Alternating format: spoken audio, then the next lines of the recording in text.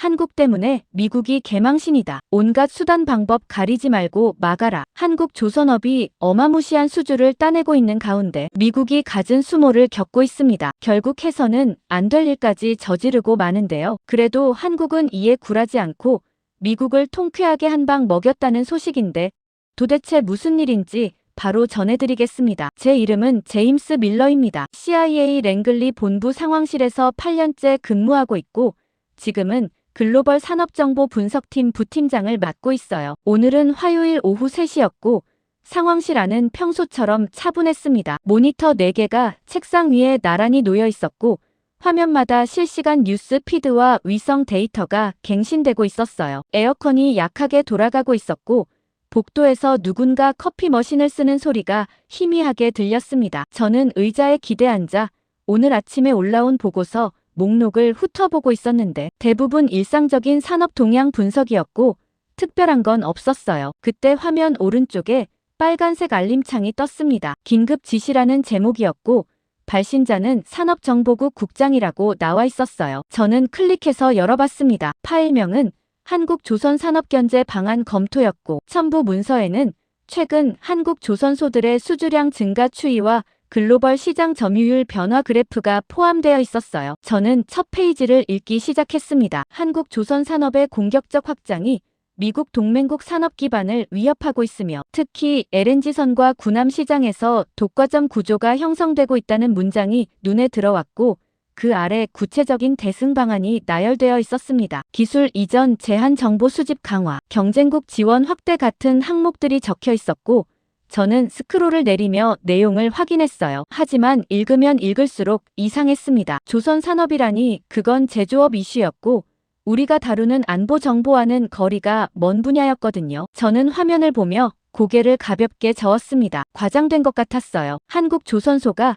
아무리 잘 나간다 해도 결국 하청 생산 국가일 뿐이었고 핵심 기술은 여전히 유럽과 미국이 쥐고 있었습니다. 옆자리에 앉아있던 수장이 서류를 들고 다가와 물었어요. 밀러 뭐 특이한 거 있어요? 저는 화면을 가리키며 대답했습니다. 산업정보국에서 지시 하나 내려왔는데 좀 이상해요. 한국조선소 견제하라는 건데 우리 업무 범위가 맞나 싶네요. 수장이 화면을 들여다보더니 웃으며 말했습니다. 한국이요? 걔네 배 만드는 거 잘하잖아요. 근데 그게 안보 이슈인가요? 저는 고개를 끄덕이며 대답했습니다. 저도 그렇게 생각해요. 산업 경쟁 문제를 우리한테 넘긴 것 같은데 일단 보류하고 나중에 검토하죠. 수장이 자리로 돌아가며 말했습니다. 그러세요. 어차피 급한 건 아닐 거예요. 저는 파일을 보류함에 넣고 다른 업무로 넘어갔습니다. 화면에는 중동 정세 분석 보고서가 떠 있었고 이란 핵시설 동향 데이터가 갱신되고 있었어요. 이게 진짜 우리 일이었습니다. 조선소 수주 경쟁 같은 건 상무부나 산업 로비스트들이 처리할 문제였고 CIA가 신경 쓸 사안이 아니었어요. 저는 보고서를 정리하며 생각했습니다. 한국조선소가 배를 많이 만든다고 해서 그게 위협이 되나? 결국 설계는 유럽이 하고 엔진은 독일이 만들고 한국은 조립만 하는 거 아닌가 하는 생각이었죠. 그리고 저는 그 판단이 얼마나 틀렸는지 몇 시간 뒤에 알게 됐습니다. 오후 5시쯤 됐을 때 상황실 경보음이 울리기 시작했고 저는 반사적으로 의자에서 일어났어요. 수장이 화면을 보며 소리쳤습니다. 밀러 태평양에서 긴급 상황 발생했습니다. 저는 즉시 메인 모니터를 전환했습니다. 화면에는 태평양 중앙 해역 위성 영상이 떠 있었고 선박 한 척이 정지한 채 떠 있는 모습이 보였어요. 선박 식별 번호를 확인하자 LNG 운반선으로 표시됐고 선명은 아틀라스 보이저였습니다. 저는 데이터를 불러와 상세 정보를 확인했어요. 카타르에서 일본으로 향하던 중이었고 현재 위치는 하와이 서쪽 800km 지점이었습니다. 수장이 추가 정보를 읽어주기 시작했어요. 냉각 시스템 이상으로 엔진 정지됐고 LNG 탱크 내부 압력 상승 중입니다. 현재 선박은 표류 상태이고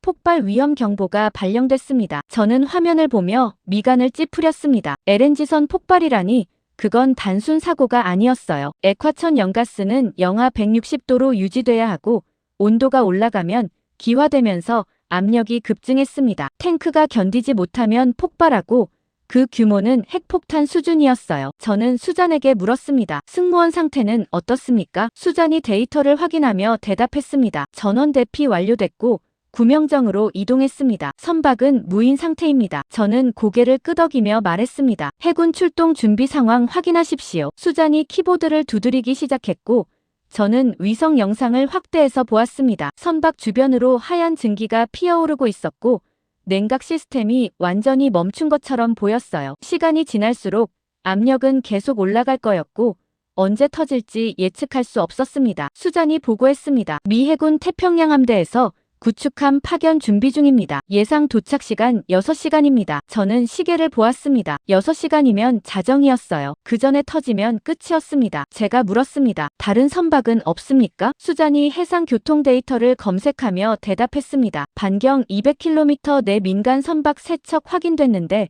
모두 대피 중입니다. 접근 불가 판정 났습니다. 저는 화면을 보며 생각했습니다. 이건 단순 구조작전이 아니었어요. LNG선이 폭발하면 환경 재앙이 시작되고 태평양 해상 운송이 마비될 수 있었습니다. 게다가 이 선박은 일본으로 가는 중이었고 일본 에너지 공급의 직격탄이었어요. 그때 수잔이 새로운 정보를 확인하며 말했습니다. 추가 보고 들어왔습니다. 한국 선박 한 척이 현장으로 이동 중입니다. 저는 그녀 쪽을 보며 물었습니다. 한국이요? 수잔이 화면을 가리키며 대답했습니다. 네, 부산에서 출항한 구조선입니다. 현재 속도로 2시간 내 도착 예정입니다. 저는 데이터를 확인했습니다. 선박 이름은 한비토였고 부산해양구조대 소속이라고 표시되어 있었어요. 저는 고개를 저으며 말했습니다. 한국 선박이 뭘 할 수 있겠습니까? 저건 전문 기술 필요한 사고입니다. 수잔이 조용히 말했습니다. 하지만 가장 가까운 선박은 저쪽입니다. 저는 대답하지 않았습니다. 한국 구조선이 도착한들 LNG 냉각 시스템을 고칠 수 있을 리 없었어요. 그건 고도로 정밀한 기술이 필요한 작업이었고 제대로 된 장비와 전문 인력 없이는 불가능했습니다. 저는 미 해군 도착 시간을 다시 확인하며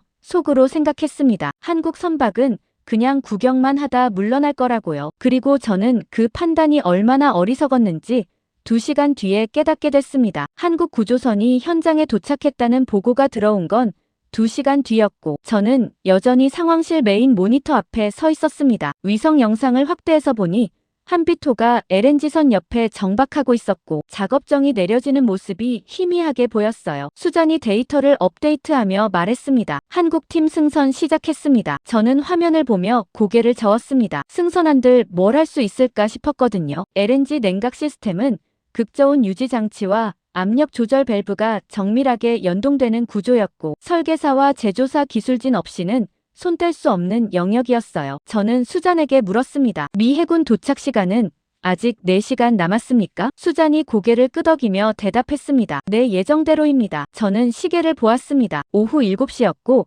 자정까지 5시간이었어요. 탱크 압력 데이터를 확인하니 계속 상승 중이었고 임계점까지 3시간 정도 남은 것으로 추정됐습니다. 미 해군이 도착하기 전에 터질 가능성이 높았어요. 저는 상부에 중간 보고를 올려야 했고 컴퓨터 앞에 앉아 문서를 열었습니다. 제목은 태평양 LNG선 긴급 상황 보고라고 입력했고 현재 상황을 정리하기 시작했어요. 선박 냉각 시스템 고장으로 폭발 위험 상태이며 미 해군 구조작전 진행 중이라고 적었고 한국 구조선 도착 사실도 간단히 언급했습니다. 하지만 그 부분은 별로 중요하지 않다고 판단했어요. 어차피 실질적인 해결은 미 해군이 할 거였고 한국팀은 그저 먼저 도착했을 뿐이었으니까요. 보고서를 작성하던 중 수잔이 다가와 새로운 데이터를 건넸습니다. 밀러, 이거 좀 보세요. 저는 서류를 받아들었고 제목이 눈에 들어왔어요. 아틀라스 보이저 선박 재원 및 건조 기록이라고 적혀 있었고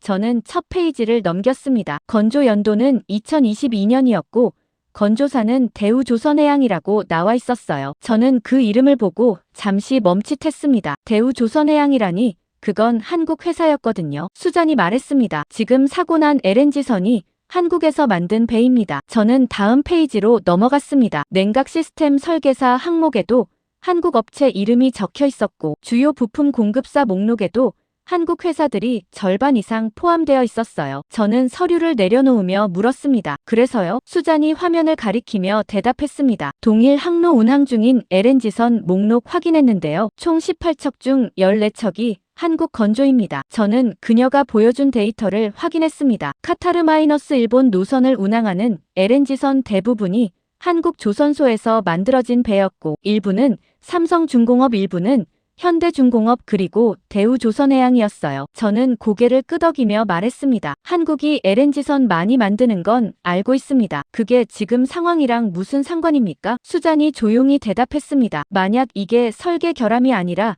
유지 관리 문제라면 다른 선박들도 위험할 수 있습니다. 저는 그 말을 듣고 서류를 다시 펼쳤습니다. 사고 원인 분석 항목을 읽어 내려가니 초기 보고서에서는 냉각 시스템 밸브 오작동으로 추정된다고 적혀 있었어요. 설계 결함이 아니라 운영 중 발생한 기계적 고장이라는 뜻이었습니다. 저는 수잔을 보며 물었습니다. 유지 관리는 누가 담당합니까? 수잔이 데이터를 검색하며 대답했습니다. 선박 소유주는 일본 해운사이고 정기 점검은 싱가포르에서 진행됐습니다. 저는 고개를 끄덕였습니다. 그럼 한국이랑 상관없잖아요. 한국은 그냥 배를 만들었을 뿐이고 관리는 다른 나라가 한 겁니다. 수잔이 말했습니다. 하지만 동일 설계 선박이 10척 이상 같은 항로를 다니고 있습니다. 만약 시스템 자체에 취약점이 있다면요? 저는 대답하지 않았습니다. 그녀 말이 완전히 틀린 건 아니었지만 지나친 비약처럼 느껴졌어요. 배 한 척이 고장났다고 해서 전체 설계를 의심하는 건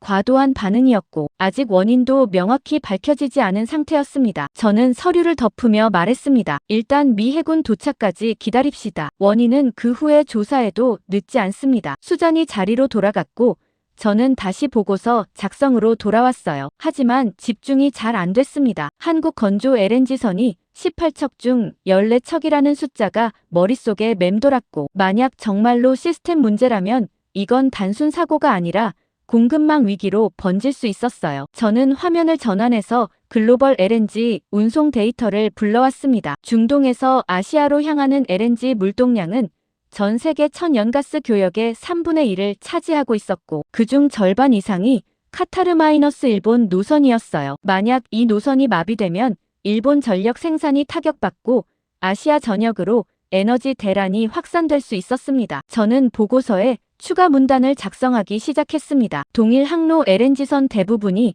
한국 건조 선박이며 유사 사고 가능성에 대한 추가 점검 필요하다고 적었고 그 아래 구체적인 선박 목록과 건조사 정보를 첨부했어요. 하지만 다 쓰고 나서 다시 읽어보니 과장된 것 같았습니다. 아직 사고 원인도 명확하지 않은 상태에서 전체 공급망을 문제 삼는 건 섣부른 판단이었고 상부에서도 신뢰하지 않을 가능성이 높았어요. 저는 그 문단을 지우고 원래대로 돌렸습니다. 단순하게 쓰기로 했어요. 현재 LNG선 한 척이 고장났고 미 해군이 구조 중이며 추가 조사 예정이라는 내용만 남겼습니다. 보고서를 제출하려는 순간 수잔이 다시 소리쳤습니다. 밀러 긴급 상황입니다. 저는 화면을 전환했고 새로운 데이터가 떠올랐어요. 유럽 에너지 시장 긴급 브리핑이라는 제목이었고 발신처는 국무부 에너지 안보팀이었습니다. 저는 파일을 열어 읽기 시작했습니다. 카타르-일본 노선 LNG 운송 지연 시 유럽 천연가스 공급망에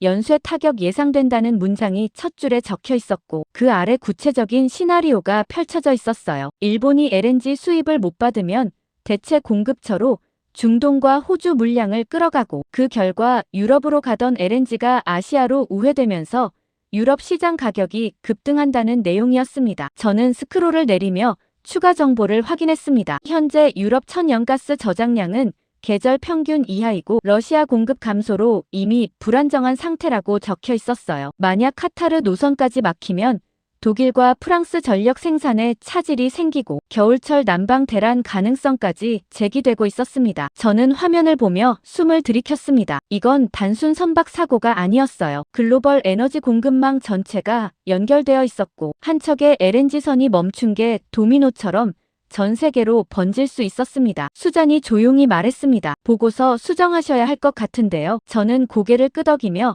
파일을 다시 열었습니다. 방금 지웠던 문단을 다시 쓰기 시작했고 이번엔 더 구체적으로 작성했어요. LNG 공급망 위기 가능성, 유럽 에너지 시장 연쇄 타격 우려, 한국 건조 선박 집중도 높음 추가 점검 시급이라고 적었고 국무부 브리핑 내용도 첨부했습니다. 하지만 다 쓰고 나서 또 망설여졌습니다. 이걸 지금 올리면 제가 초기 판단을 잘못했다는 게 드러나는 거였어요. 오후 3시에 받았던 한국조선산업경제 지시를 보류 처리한 건 저였고 그때 제대로 검토했다면 이 연결고리를 미리 파악할 수 있었습니다. 저는 화면을 보며 생각했습니다. 보고서를 수정해서 지금 올릴까 아니면 현장 검증을 직접 하고 확실한 데이터를 확보한 후 올릴까 하는 고민이었어요. 수정 보고는 제 실수를 인정하는 거였고 현장 검증은 시간을 더 끄는 거였습니다. 그때 화면에 새로운 알림이 떴습니다. 한국 구조팀 작업 완료, 냉각 시스템 복구 성공이라는 문장이 떠올랐고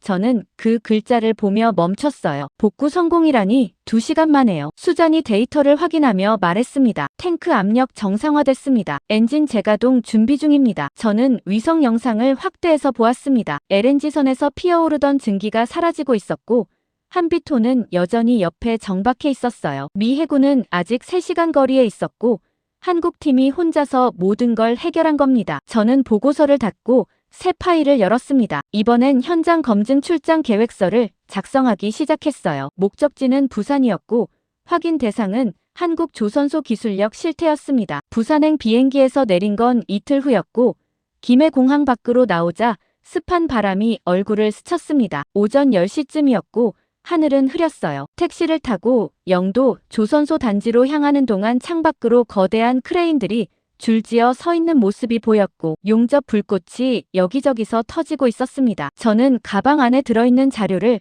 다시 확인했어요. 대우조선해양 LNG 기술팀장 한지훈이라는 이름이 적혀 있었고 오늘 오후 2시 미팅 예정이라고 나와 있었습니다. 워싱턴에서 출발하기 전 수잔이 건넨 파일에는 한지훈의 간단한 이력이 포함되어 있었는데 서울대 조선공학과 졸업 후 대우조선 입사 12년차 LNG 냉각 시스템 전문가라고 적혀 있었어요. 저는 그 이력을 보며 별 감흥이 없었습니다. 한국 엔지니어라는 게 결국 설계도 받아서 조립하는 사람들 아닌가 하는 생각이었거든요. 택시가 조선소 정문 앞에 멈췄고 저는 내려서 방문증을 받았습니다. 안내 직원이 저를 본관 회의실로 안내했고 복도를 걸으며 벽에 걸린 사진들을 보았어요. 대형 LNG선 진수식 사진들이었고 각 사진마다 건조 연도와 선박명이 표시되어 있었습니다. 2020년부터 2024년까지 거의 매년 서너 척씩 진수된 기록이었고 숫자는 많았지만 그게 기술력을 의미하는 건 아니었어요. 회의실 문이 열렸고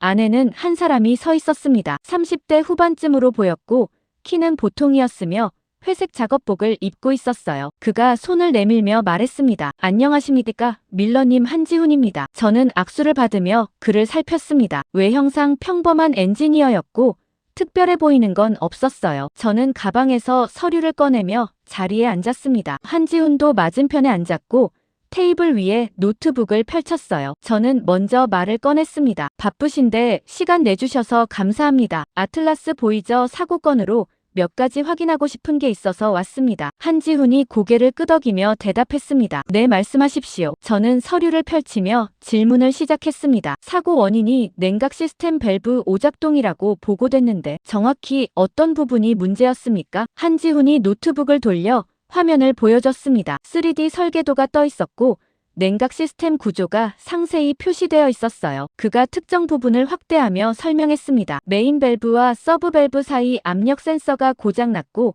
그 결과 자동 조절 기능이 작동하지 않았습니다. 저는 화면을 보며 물었습니다. 센서 고장은 설계 문제입니까? 아니면 유지 관리 문제입니까? 한지훈이 잠시 생각하더니 대답했습니다. 둘 다 아닙니다. 저는 미간을 찌푸렸습니다. 둘 다 아니라니 그게 무슨 뜻입니까? 한지훈이 화면을 다시 전환했습니다. 이번엔 유지 보수 기록이 떠올랐고 날짜별로 점검 항목이 나열되어 있었어요. 그가 말했습니다. 센서는 정상 작동 범위 내에 있었고 정기 점검도 문제없이 통과했습니다. 하지만 실제 운항 환경에서는 설계 사양을 초과하는 진동이 발생했고 그게 센서 오차를 유발했습니다. 저는 그 말을 듣고 고개를 가볍게 저었습니다. 그럼 결국 설계가 실제 환경을 반영하지 못한 거 아닙니까? 한지훈이 조용히 대답했습니다. 그렇게 볼 수도 있습니다. 저는 속으로 생각했습니다. 역시 한국 기술은 이론과 실제 사이 괴리가 있다는 걸 인정하는구나 하는 생각이었어요. 저는 일부러 좀 더 밀어붙이기로 했습니다. 그럼 동일 설계 선박들도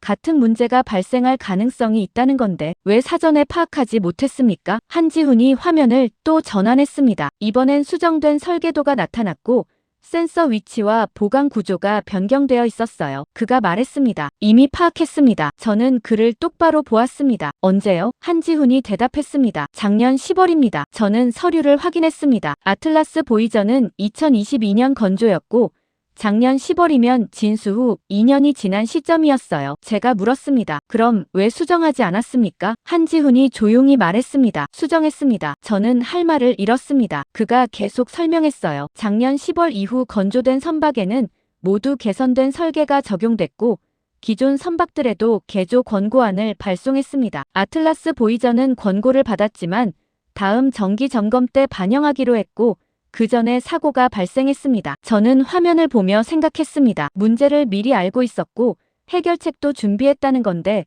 그럼 왜 강제하지 않았을까 하는 의문이었어요. 제가 물었습니다. 권고가 아니라 강제 개조를 명령하지 않은 이유가 뭡니까? 한지훈이 대답했습니다. 선박 소유권은 일본 해운사에 있고 저희는 건조사일 뿐입니다. 강제할 권한이 없습니다. 저는 고개를 끄덕이며 서류를 넘겼습니다. 그의 설명은 논리적이었지만 여전히 석연치 않은 부분이 있었어요. 저는 테스트를 해보기로 했습니다. 일부러 설계 오류를 지적하며 그의 반응을 보는 거였어요. 저는 3D 설계도를 다시 보며 말했습니다. 그런데 이 냉각 라인 배치를 보면 효율성이 떨어지는 것 같은데요. 직선 배관이 아니라 굴곡이 많아서 압력 손실이 클 것 같습니다. 한지훈이 화면을 확대하며 대답했습니다. 맞습니다. 저는 조금 놀랐습니다. 인정하다니요. 한지훈이 계속 말했습니다. 직선 배관이 효율적이지만 선체 구조상 불가능합니다. 대신 굴곡 지점마다 압력 보상 장치를 설치해서 손실을 최소화했습니다. 저는 설계도를 자세히 보았습니다. 정말로 굴곡마다 작은 장치들이 표시되어 있었고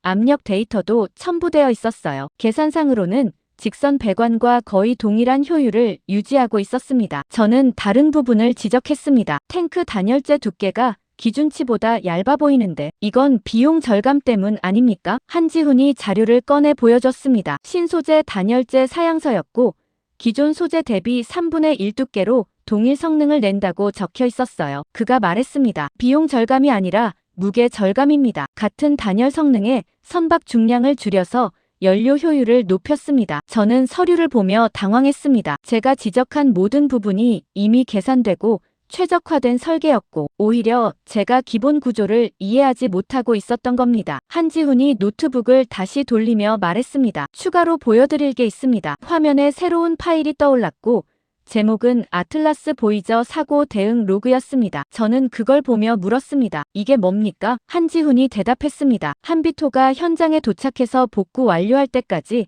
전 과정 기록입니다. 저는 파일을 열어 읽기 시작했습니다. 시간별로 작업 내용이 상세히 기록되어 있었고 사진과 동영상도 첨부되어 있었어요. 도착 후 30분 만에 고장 원인을 특정했고 1시간 만에 임시 센서를 설치했으며 30분 만에 시스템을 재가동했다는 내용이었습니다. 총 2시간이었고 미 해군이 도착하기 4시간 전이었어요. 저는 동영상을 재생했습니다. 한국 기술진들이 LNG선 엔진룸에서 작업하는 모습이 보였고 모두 침착하게 움직이고 있었습니다. 누군가 지시하는 소리도 들렸고 한국어였지만 톤은 차분했어요. 급한 상황 같지 않았습니다. 저는 한지훈을 보며 물었습니다. 이 작업을 지휘한 사람이 누구입니까? 한지훈이 대답했습니다. 저입니다. 저는 그를 다시 보았습니다. 현장에 직접 갔다는 겁니까? 한지훈이 고개를 끄덕였습니다. 한비토에 제가 탑승했고 팀원 5명과 함께 작업했습니다. 저는 동영상을 계속 보았습니다. 화면 속 한 사람이 센서를 교체하고 있었고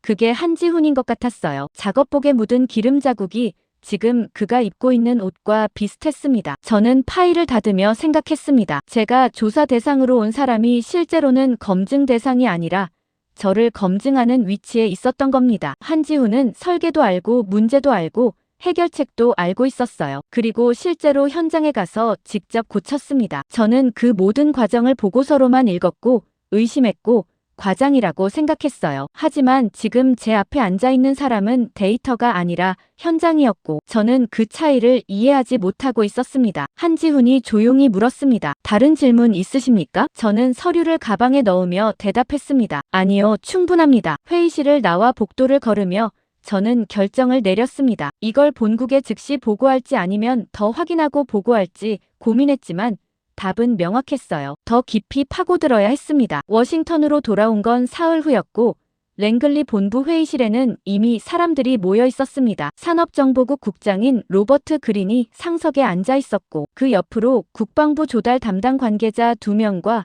해군 작전본부 연락관이 자리하고 있었어요. 저는 가방에서 부산 출장 보고서를 꺼내 테이블 위에 올려놓았고 로버트가 그걸 집어들며 말했습니다. 밀러, 한국 현장 다녀왔다고 들었습니다. 어땠습니까? 저는 자리에 앉으며 대답했습니다. 예상보다 기술 수준이 높았습니다. LNG 냉각 시스템을 자체 설계하고 있고 문제 발생 시 즉각 대응 능력도 갖추고 있습니다. 로버트가 보고서를 넘기며 물었습니다. 자체 설계라는 게 완전히 독자적이라는 겁니까? 저는 고개를 끄덕였습니다. 네, 유럽 기술 도입이 아니라 독자 개발입니다. 실제 데이터와 운영 경험을 기반으로 지속적으로 개선하고 있습니다. 국방부 관계자 중 한 명이 끼어들었습니다. 하지만 핵심 부품은 여전히 수입 아닙니까? 저는 서류를 펼치며 대답했습니다. 일부 부품은 수입하지만 시스템 통합과 최적화는 한국이 직접 합니다. 그리고 그 과정에서 축적된 노하우가 경쟁력의 핵심입니다. 로버트가 보고서를 덮으며 말했습니다. 밀러, 당신 말은 이해했습니다. 하지만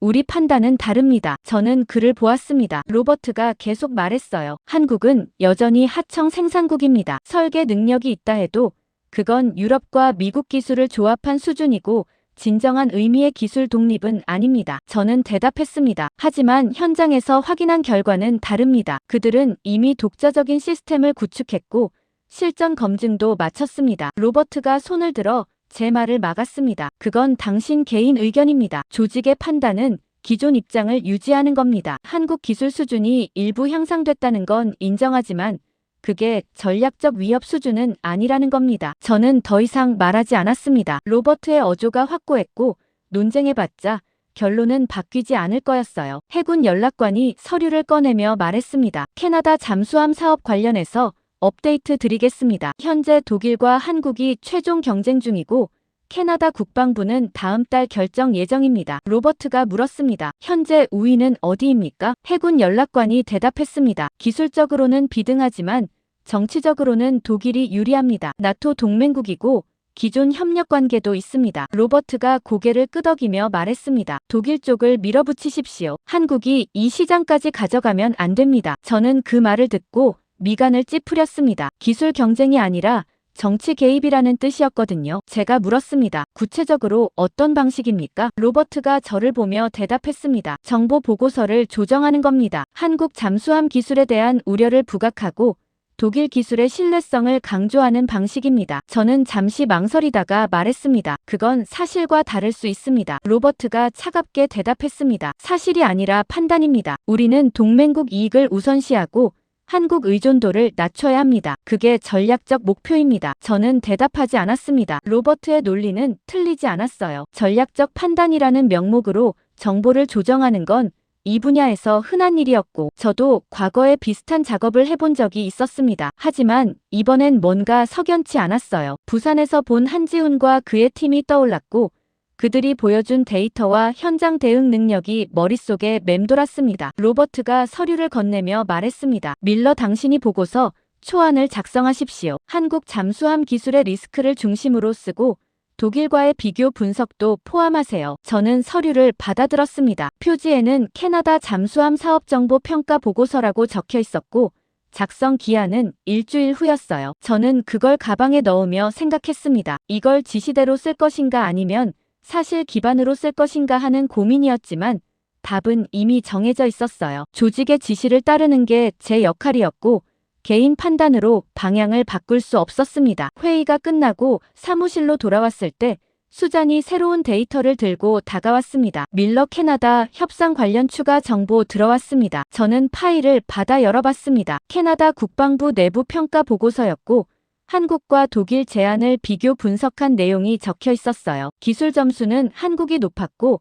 특히 배터리 성능과 소음 저감 기술에서 독일을 앞서고 있었습니다. 하지만 종합평가에서는 독일이 우위라고 결론 내려져 있었고 그 이유는 정치적 신뢰도와 나토 협력 체계 때문이었어요. 저는 데이터를 보며 로버트의 전략이 이미 작동하고 있다는 걸 깨달았습니다. 기술보다 정치가 우선이었고 캐나다는 그 압박을 받고 있었어요. 저는 보고서 작성을 시작했습니다. 지시받은 대로 한국 기술의 리스크를 부각하는 방향으로 썼고 검증되지 않은 신기술 장기 운용 데이터 부족 부품 공급망 불안정 같은 항목을 나열했습니다. 사실과 완전히 다르지는 않았지만 맥락을 비틀었어요. 한국이 신기술을 적용한 건 맞지만 그게 위험 요소가 아니라 경쟁력이었고 장기 운용 데이터가 부족한 건 최신 모델이기 때문이었습니다. 하지만 저는 그 부분을 생략하고 부정적인 측면만 강조했어요. 독일 부분은 반대로 썼습니다. 검증된 기술 나토, 협력 경험, 안정적인 부품 공급망이라고 적었고 실제로는 독일 잠수함도 최근 몇 년간 성능 문제가 있었다는 사실은 언급하지 않았습니다. 보고서를 다 쓰고 나서 다시 읽어보니 정보 조작에 가까웠습니다. 하지만 저는 파일을 저장하고 로버트에게 보냈어요. 일주일 후 수잔이 긴급 뉴스를 들고 왔습니다. 캐나다 협상 급변했습니다. 저는 화면을 확인했습니다. 캐나다 국방부가 한국 제안을 우선 검토 대상으로 선정했다는 내용이 떠 있었고 독일은 후순위로 밀려났다고 나와 있었어요. 저는 데이터를 불러와 경위를 확인했습니다. 캐나다 해군 실무진이 직접 한국 잠수함 시험 운항 데이터를 요청했고 한국 측이 즉시 제공했다는 내용이 포함되어 있었습니다. 그 데이터에는 실전 배치 후 2년간의 운용 기록이 상세히 담겨 있었고 성능 지표가 독일을 명확히 앞서고 있었어요. 저는 화면을 보며 깨달았습니다. 제가 작성한 보고서는 캐나다 실무진에게 전달됐지만 그들은 그걸 믿지 않았고 직접 확인하기로 했던 겁니다. 그리고 한국은 숨길 게 없었어요. 모든 데이터를 공개했고 그 투명성이 오히려 신뢰를 높였습니다. 수잔이 말했습니다. 독일 측에서 항의했다고 합니다. 정치적 압박이 기술 평가를 왜곡했다고요. 저는 대답하지 않았습니다. 독일 말이 맞았거든요. 우리가 압박을 넣었고 캐나다는 그 압박을 인지했지만 결국 기술 데이터를 우선시했습니다. 정치적 압박이 기술 경쟁에서 통하지 않는다는 사실이 드러난 겁니다. 로버트에게서 전화가 왔습니다. 밀러 지금 당장 올라오십시오. 저는 회의실로 올라갔고 로버트는 서류를 집어던지며 말했습니다. 이게 뭡니까? 당신 보고서대로 움직였는데 오히려 한국 쪽으로 기울었습니다. 저는 조용히 대답했습니다. 캐나다가 실제 데이터를 요구했고 한국이 제공했습니다. 우리 보고서는 그 데이터를 반박할 수 없었습니다. 로버트가 책상을 치며 소리쳤습니다. 그럼 당신이 보고서를 제대로 못 쓴 겁니까? 저는 대답했습니다. 보고서는 지시대로 작성했습니다. 하지만 상대방이 더 강한 근거를 가지고 있었습니다. 로버트가 의자에 주저앉으며 말했습니다. 이건 단순 계약 문제가 아닙니다. 한국이 캐나다 시장까지 가져가면 나토 방산 체계 전체가 흔들립니다. 저는 그 말을 듣고 비로소 상황의 본질을 이해했습니다. 이건 잠수함 몇 척 파는 문제가 아니었어요. 한국이 서방 군사 시장에 본격 진입하는 신호탄이었고 그게 성공하면 다른 나라들도 한국 쪽으로 기울 수 있었습니다. 로버트가 저를 보며 말했습니다. 작전 방향을 재검토하십시오. 이번엔 실패하면 안 됩니다. 저는 회의실을 나와 복도를 걸으며 생각했습니다. 제가 의도치 않게 한국의 강점을 부각시킨 결과가 됐고 이제 그걸 되돌려야 하는 상황이었어요. 오타와행 비행기에서 내린 건 일주일 후였고 캐나다 국방부 청사 앞에는 이미 독일 대표단 차량이 서 있었습니다. 검은색 세단 세대였고 번호판에 외교 면허 표시가 붙어 있었어요. 저는 건물 안으로 들어가 엘리베이터를 탔고 3층 회의실로 향했습니다. 복도를 걸으며 창밖을 보니 리도 운하가 보였고 겨울 준비를 하는 사람들이 강변을 오가고 있었어요. 회의실 문을 열자 안에는 이미 사람들이 자리하고 있었습니다. 캐나다 국방부 조달국장인 마이클 톰슨이 상석에 앉아 있었고 그 옆으로 해군 작전 담당자 2명이 노트북을 펼쳐놓고 있었어요. 반대편에는 독일 대표단이 앉아 있었고 그중 한 명이 저를 보며 고개를 끄덕였습니다. 저는 빈자리에 앉으며 마이크를 보았습니다. 그가 회의를 시작하며 말했어요. 오늘은 최종 기술 검증 회의입니다. 독일과 한국 양측 제안을 다시 검토하고 결정을 내리겠습니다. 독일 측 슈테판 밀러가 서류를 꺼내며 말했습니다. 저희는 이미 검증된 기술을 제공합니다. 214급 잠수함은 전 세계 6개국에서 운용 중이고 나토 표준 시스템과 완전히 호환됩니다. 마이클이 고개를 끄덕이며 물었습니다. 납기는 어떻게 됩니까? 슈테판이 대답했습니다. 계약 후 5년입니다. 설계 확정에 1년 건조에 3년 시험 운항에 1년입니다. 마이클이 메모하며 말했습니다. 5년은 길어 보입니다. 슈테판이 손을 들어 설명했습니다. 잠수함은 정밀 기술이 필요합니다. 성급하게 진행하면 안전 문제가 발생할 수 있습니다. 저는 그 말을 들으며 독일 전략을 이해했습니다. 안정성과 검증된 실적을 강조하며 한국의 빠른 납기를 위험 요소로 몰아가는 거였어요. 저는 슈테판을 지원하기 위해 끼어들었습니다. 캐나다 입장에서는 나토 협력 체계가 중요합니다. 독일 시스템은 다른 동맹국 함정과 즉시 연동 가능하고 정보 공유도 원활합니다. 마이클이 저를 보며 물었습니다. 밀러, 당신은 한국 제안을 어떻게 평가합니까? 저는 잠시 망설이다가 대답했습니다. 기술적으로는 우수하지만 검증 기간이 짧습니다. 장기 운용 데이터가 부족하고 나토 시스템 통합 경험도 제한적입니다. 마이클이 고개를 끄덕이며 다음 안건으로 넘어가려는 순간 회의실 문이 열렸습니다. 한국 대표단이 들어왔고 맨 앞에 서 있는 사람은 한지훈이었어요. 그는 여전히 작업복이 아닌 정장을 입고 있었지만 분위기는 부산에서 봤을 때와 같았습니다. 차분하고 자신감 있는 표정이었어요. 마이클이 그를 보며 말했습니다. 한 팀장, 늦으셨습니다. 한지훈이 자리에 앉으며 대답했습니다. 죄송합니다. 추가 자료 준비하느라 시간이 걸렸습니다. 그는 가방에서 태블릿을 꺼내 테이블 중앙 스크린에 연결했고 화면에 3D 모델이 떠올랐어요. 잠수함 단면도였고 내부 구조가 상세히 표시되어 있었습니다. 한지훈이 설명을 시작했습니다. 저희 제안은 KSS-III 기반 개량형이고 캐나다 작전 환경에 최적화했습니다. 북극 해역 운용을 고려해 빙하 충돌 방지 시스템을 추가했고 저온 환경에서도 배터리 효율을 유지하도록 설계했습니다. 마이클이 물었습니다. 납기는 어떻게 됩니까? 한지훈이 대답했습니다. 계약 후 3년입니다. 저는 그 말을 듣고 속으로 웃었습니다. 3년이라니 독일보다 2년이나 짧았고 현실성이 없어 보였어요. 슈테판도 같은 생각인지 끼어들었습니다. 3년은 불가능합니다. 설계 확정만 1년 걸립니다. 한지훈이 화면을 전환하며 말했습니다. 설계는 이미 완료됐습니다. 화면에 새로운 도면이 나타났고 캐나다 사양 잠수함 최종 설계안이라는 제목이 보였어요. 모든 부품 배치와 시스템 연동이 상세히 그려져 있었고 심지어 북극 해역 시뮬레이션 결과까지 첨부되어 있었습니다. 마이클이 놀란 표정으로 물었습니다. 이걸 언제 준비했습니까? 한지훈이 조용히 대답했습니다. 지난 6개월간 준비했습니다. 캐나다 요구사항을 분석하고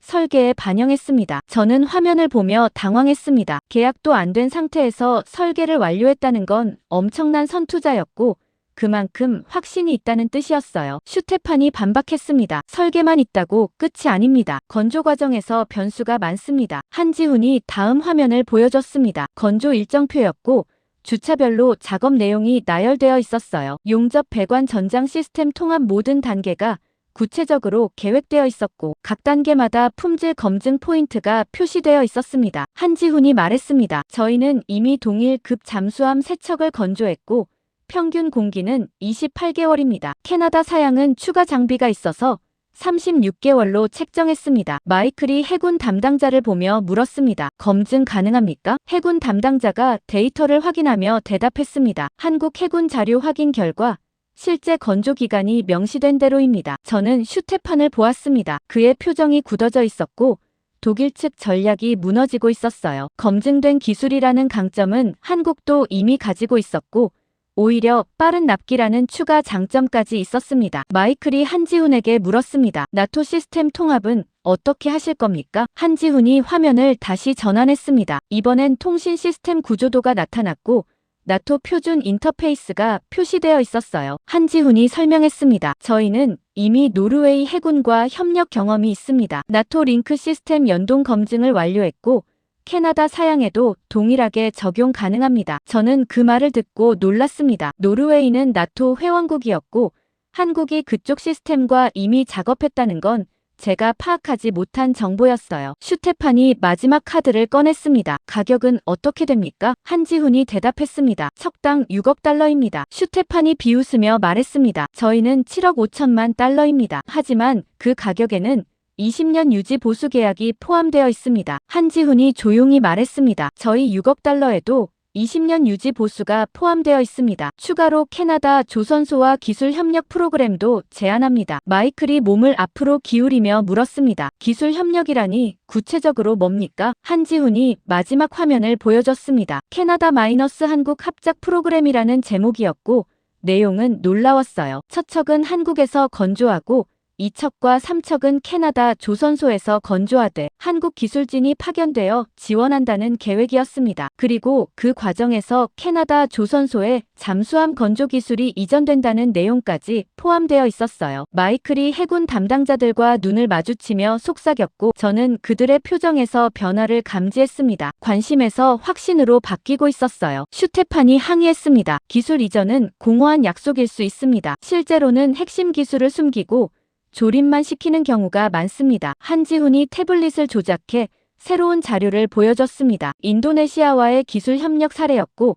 실제로 현지 조선소에서 잠수함을 건조한 사진과 데이터가 포함되어 있었어요. 한지훈이 말했습니다. 저희는 이미 검증된 실적이 있습니다. 회의실이 조용해졌습니다. 저는 상황이 완전히 기울었다는 걸 알았어요. 독일이 내세운 모든 강점을 한국이 더 나은 조건으로 제시했고 추가로 장기 협력까지 약속했습니다. 마이클이 회의를 정리하며 말했습니다. 양측 제안 모두 검토하겠습니다. 최종 결정은 2주 내 통보하겠습니다. 회의가 끝나고 복도로 나왔을 때 슈테판이 저를 붙잡으며 말했습니다. 밀러, 이건 불공정합니다. 한국이 덤핑하고 있습니다. 저는 대답했습니다. 가격은 시장이 결정합니다. 슈테판이 고개를 저으며 걸어갔고 저는 그 자리에 서서 생각했습니다. 제가 독일을 지원하러 왔지만 오히려 한국의 우위만 확인하는 결과가 됐고 이제 이걸 어떻게 보고해야 할지 막막했어요. 워싱턴으로 돌아온 다음 날 본부 회의실은 이미 긴장된 분위기로 가득 차 있었고 저는 문을 열고 들어서자마자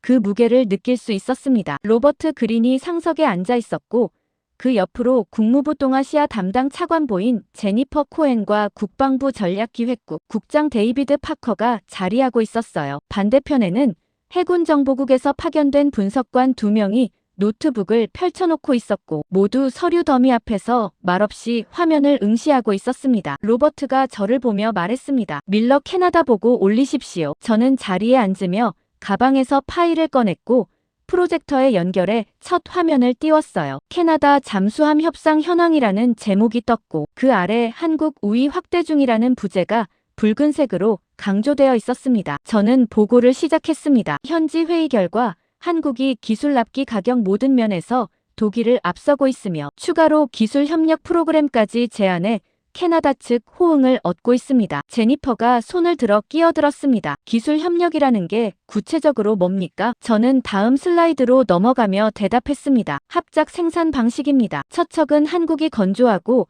나머지는 캐나다 조선소에서 건조하되 한국 기술진이 파견되어 지원합니다. 그 과정에서 핵심 기술이 이전됩니다. 데이비드가 미간을 찌푸리며 말했습니다. 그건 단순 수출이 아니라 장기 침투 전략입니다. 캐나다 방산 기반에 한국이 뿌리내리는 겁니다. 로버트가 고개를 끄덕이며 말했습니다. 맞습니다. 이건 잠수함 몇 척 파는 문제가 아니에요. 한국이 북미 시장에 교두보를 확보하는 겁니다. 제니퍼가 서류를 넘기며 물었습니다. 그럼 우리가 개입할 방법은 뭡니까? 로버트가 저를 보며 대답했습니다. 밀러가 현장에 있었으니 그가 말해야 합니다. 저는 잠시 망설이다가 입을 열었습니다. 기술적으로는 한국을 막을 방법이 없습니다. 그들은 이미 모든 준비를 마쳤고 캐나다 요구사항을 정확히 파악하고 있습니다. 데이비드가 책상을 치며 말했습니다. 그럼 정치적으로 막아야 합니다. 캐나다에 압박을 넣고 나토 협력 체계를 강조하면 됩니다. 제니퍼가 고개를 저으며 대답했습니다. 그건 이미 시도했고 실패했습니다. 캐나다는 기술 데이터를 우선시하고 있고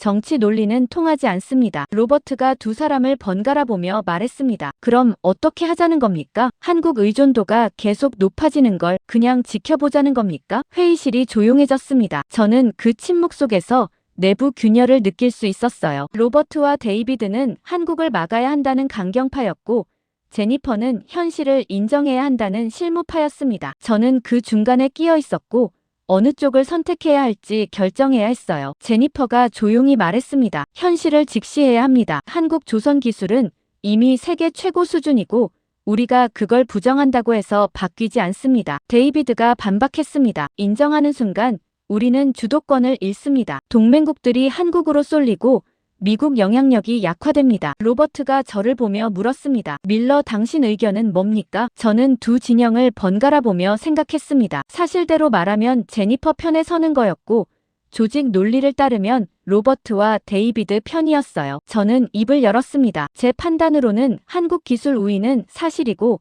단기간에 역전하기 어렵습니다. 하지만 그게 곧 미국 영향력 약화를 의미하지는 않습니다. 협력 구도를 재설정하면 됩니다. 데이비드가 비웃으며 말했습니다. 협력이라니 그건 굴복과 다름없습니다. 저는 대답했습니다. 굴복이 아니라 전략 수정입니다. 한국을 견제 대상이 아니라 파트너로 재정의하는 겁니다. 로버트가 손을 들어 제 말을 막았습니다. 그 논의는 나중에 하겠습니다. 지금은 당장 캐나다 문제부터 해결해야 합니다. 회의가 끝나고 사무실로 돌아왔을 때 수잔이 긴급 뉴스를 들고 왔습니다. 밀러 유럽에서 큰일 났습니다. 저는 화면을 확인했습니다. LNG 운송 지연으로 유럽 천연가스 가격 급등이라는 제목이 떠 있었고 배럴당 가격이 30% 상승했다는 그래프가 표시되어 있었어요. 저는 데이터를 불러와 경위를 확인했습니다. 카타르-일본 노선에서 LNG선 2척이 추가로 냉각 시스템 문제를 겪으며 운항이 중단됐고 그 결과 일본이 대체 공급처를 찾으면서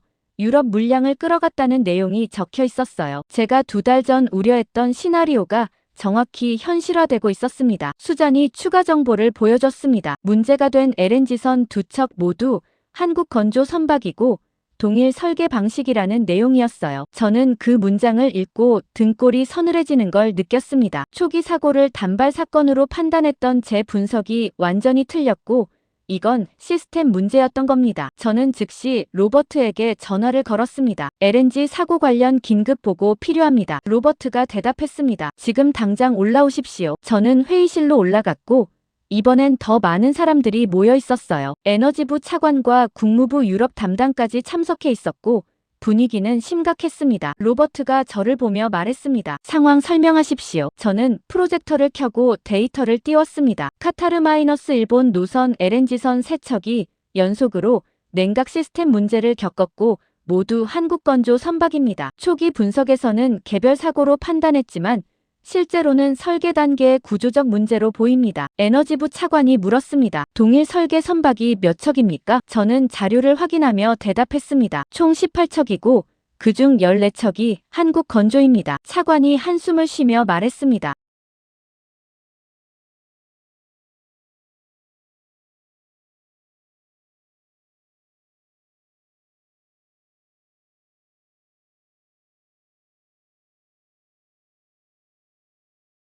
로버트가 저를 보며 말했습니다. 밀러 당신이 초기 대응을 늦췄습니다. 책임 문제가 될 겁니다. 저는 조용히 대답했습니다. 알고 있습니다. 회의실을 나와 복도를 걸으며 저는 결단을 내렸습니다. 더 이상 정치적 입장을 따를 수 없었고 사실 기반 보고로 방향을 전환해야 했어요. 제가 처음 무시했던 한국조선산업경제 지시가 사실은 정확한 문제 제기였고 저는 그걸 산업 이슈로 치부하며 보류했습니다. 그 판단 실수가 지금 글로벌 에너지 위기로 확대되고 있었고 저는 더 이상 회피할 수 없었어요. 사실 기반 보고로 방향을 전환하겠다고 결심한 다음 날 로버트가 새로운 작전 지시를 내렸고 저는 회의실에서 그 내용을 듣고 있었습니다. 화면에는 한국 조선소 부품 공급망 지도가 떠 있었고 주요 수입 경로가 붉은 선으로 표시되어 있었어요. 독일에서 오는 엔진 부품, 네덜란드에서 들어오는 전자장비, 일본에서 공급되는 특수 강제 등이 화살표로 연결되어 있었고 로버트가 그 선들을 하나씩 가리키며 설명했습니다. 우리는 이 경로 중 일부를 의도적으로 지연시킵니다. 기술 요청 승인을 늦추고 부품 수출 허가를 보류하는 방식입니다. 한국이 얼마나 빠르게 대응하는지 테스트하는 겁니다. 저는 화면을 보며 물었습니다. 구체적으로 어떤 부품입니까? 로버트가 다음 슬라이드로 넘어가며 대답했습니다. 독일제 디젤 엔진 제어 모듈입니다. LNG선과 잠수함 모두에 사용되는 핵심 부품이고 대체재가 제한적입니다. 승인 절차를 2주 정도 지연시키면 한국 조선소 일정에 차질이 생길 겁니다. 국방부에서 파견 나온 제임스 헨슨이 끼어들었습니다. 그 정도 지연으로 효과가 있겠습니까? 한국은 재고를 충분히 확보하고 있을 겁니다. 로버트가 대답했습니다. 재고가 있어도 신규 계약 물량은 막힙니다. 캐나다 잠수함 건조 일정이 틀어지면 신뢰도 문제가 생기고 우리는 그 틈을 이용할 수 있습니다. 저는 그 논리를 이해했지만 동의하지 않았습니다. 부산에서 본 한지훈과 그의 팀은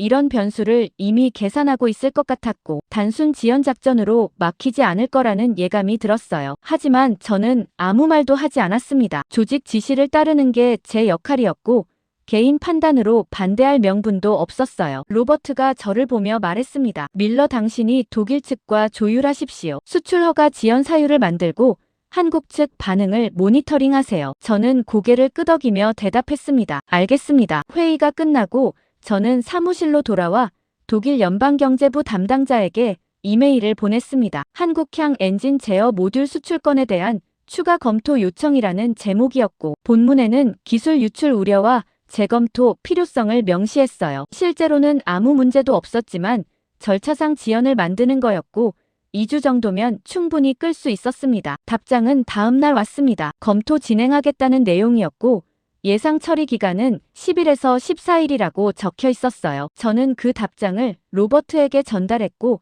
작전은 시작됐습니다. 일주일이 지났을 때 수잔이 새로운 정보를 들고 왔습니다. 밀러, 한국 조선소 움직임 포착됐습니다. 저는 화면을 확인했습니다. 대우조선해양이 일본 미쓰비시중공업과 긴급 기술 협력 계약을 체결했다는 뉴스가 떠 있었고 내용을 읽어보니 엔진 제어 시스템 공동 개발이라고 나와 있었어요. 저는 데이터를 불러와 세부 사항을 확인했습니다. 계약 규모는 5천만 달러였고 개발 기간은 6개월이었습니다. 독일제 모듈을 대체할 자체 시스템을 만든다는 계획이었고 일본 기술을 활용해 빠르게 진행한다는 내용이 포함되어 있었어요. 저는 수잔을 보며 물었습니다. 이게 언제 발표됐습니까? 수잔이 대답했습니다. 오늘 아침입니다. 계약 체결은 사흘 전이라고 나와 있습니다. 저는 타임라인을 계산했습니다. 우리가 독일 수출을 지연시킨 지 일주일 만에 한국은 대체 경로를 확보한 겁니다. 사흘 전 계약 체결이라는 건 우리 작전을 파악하고 즉시 대응했다는 뜻이었어요. 저는 로버트에게 보고하러 갔습니다. 그는 화면을 보더니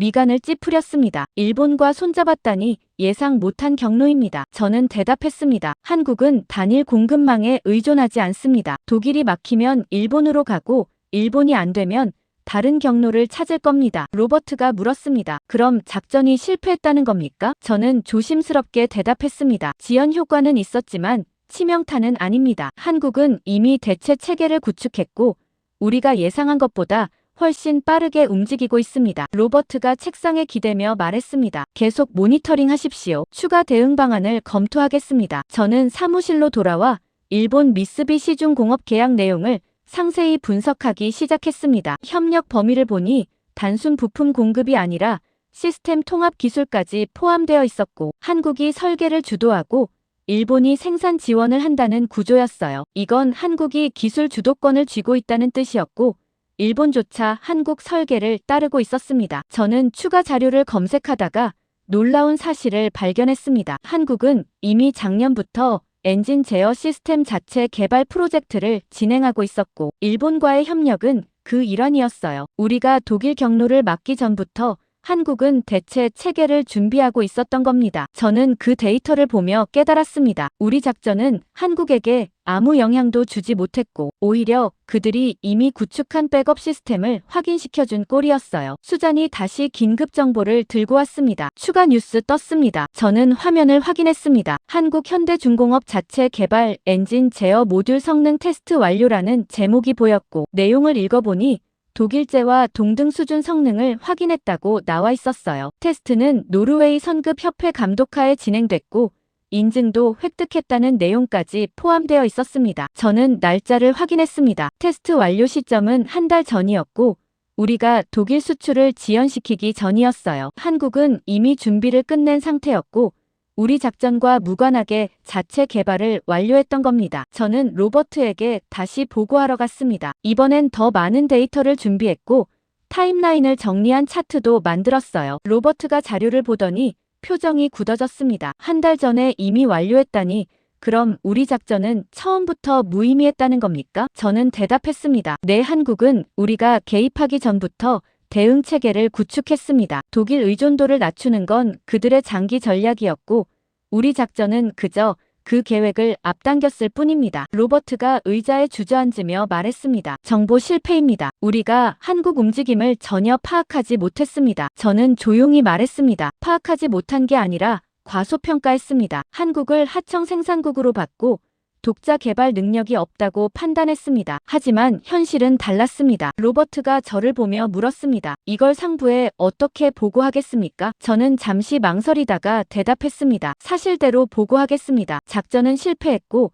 한국은 예상보다 훨씬 앞서 있습니다. 로버트가 한숨을 쉬며 말했습니다. 그럼 우리 신뢰도가 추락합니다. 저는 대답했습니다. 신뢰도보다 정확한 정보가 중요합니다. 잘못된 판단을 계속 유지하면 더 큰 실패를 초래합니다. 로버트가 더 이상 말하지 않았고 저는 회의실을 나왔습니다. 복도를 걸으며 저는 결심했습니다. 이 상황을 숨기지 않고 모든 데이터를 그대로 보고하기로 했어요. 조직이 원하는 답이 아니라 사실을 기록하는 게 제 역할이었고 더 이상 정치적 입장에 끌려다닐 수 없었습니다. 모든 데이터를 그대로 보고하기로 결심한 지 사흘 후 긴급 연락이 왔고 저는 새벽 4시에 전화벨 소리에 잠에서 깼습니다. 화면에는 해군작전 사령부라는 발신자 이름이 떠 있었고 저는 즉시 받았어요. 밀러입니다. 상대방 목소리는 긴박했습니다. 북대서양 작전 중이던 구축함 USS 존 맥케인이 엔진 이상으로 멈췄습니다. 현재 아이슬란드 남쪽 300km 해역에서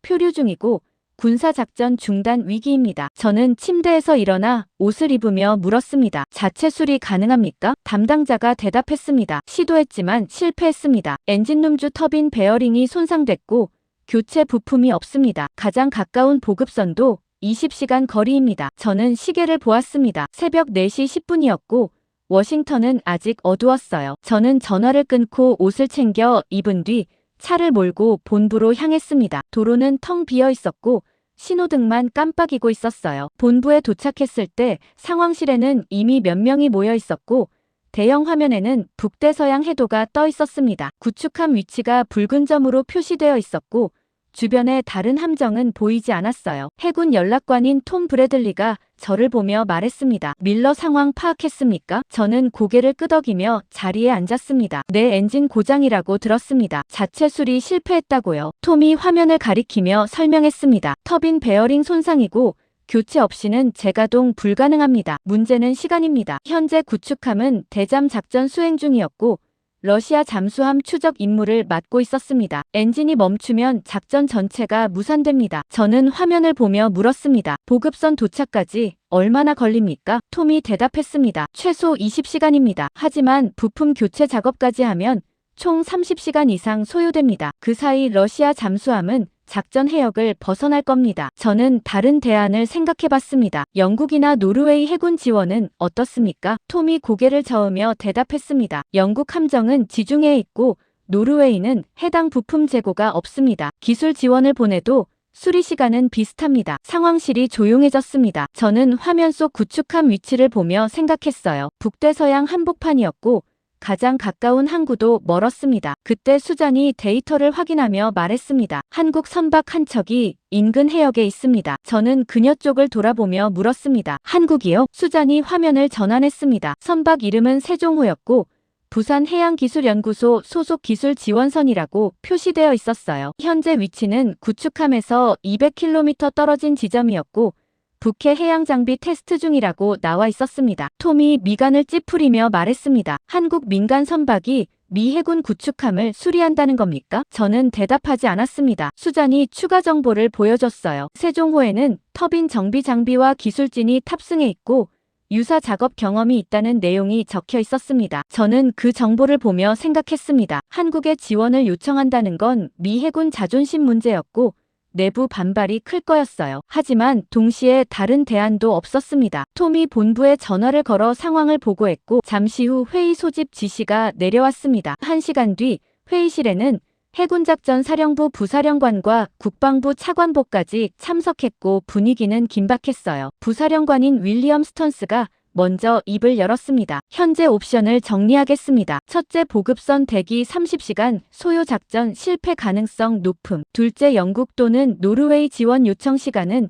비슷하고 기술적 한계 있음. 셋째, 한국 선박 지원 요청 즉시 대응 가능하지만 정치적 리스크 있음. 국방부 차관보인 리처드 콜먼이 말했습니다. 한국 지원은 안 됩니다. 미 해군이 외국 민간 선박 도움을 받는다는 게 말이 됩니까? 윌리엄이 대답했습니다. 하지만 작전 실패도 용납할 수 없습니다. 러시아 잠수함 추적은 나토 전체 임무입니다. 리처드가 반박했습니다. 그럼 영국에 요청하십시오. 동맹국 간 협력은 문제 없습니다. 톰이 끼어들었습니다. 영국은 시간이 너무 오래 걸립니다. 한국이 유일한 즉시 대응 옵션입니다. 리처드가 책상을 치며 말했습니다. 즉시 대응이 필요하다면 우리 자체 능력을 끌어올려야지 한국 손을 빌리면 안 됩니다. 저는 그들의 논쟁을 들으며 끼어들었습니다. 현실적으로 판단해야 합니다. 자존심 때문에 작전을 포기할 수는 없습니다. 리처드가 저를 보며 말했습니다. 밀러 당신은 한국 편입니까? 저는 조용히 대답했습니다. 사실 편입니다. 한국이 가장 빠르게 문제를 해결할 수 있고